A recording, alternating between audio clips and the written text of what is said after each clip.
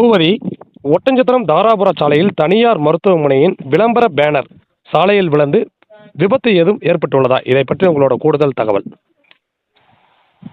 திண்டுக்கல் மாவட்டம் ஒட்டன்சத்திரம் நகர்ப்பகுதி என்பது தென் தமிழகத்தில் வணிகம் நிறைந்த பகுதியாகும். இப்பகுதியில் பேனர் கலாச்சாரத்தை உயர்நீதிமன்றம் தடை செய்தும் கூட ஆங்காங்கே பொதுமக்களுக்கு இடையூறு ஏற்படும் வகையில் விளம்பர பேனர்கள் விபத்து ஏற்படும் வகையிலும் வைக்கப்பட்டுள்ளது.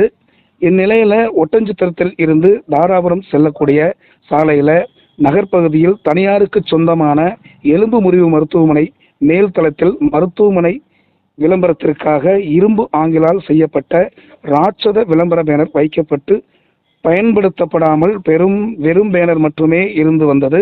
இன்று அந்த பேனர் திடீரென சாலையில் விழுந்து அதிக வாகனங்கள் செல்லக்கூடிய இந்த சாலையில் அந்த நேரத்தில் எந்த வாகனங்களும் வராததால் பெரும் விபத்து நடைபெறாமல் உயிரிழப்பு தவிர்க்கப்பட்டது.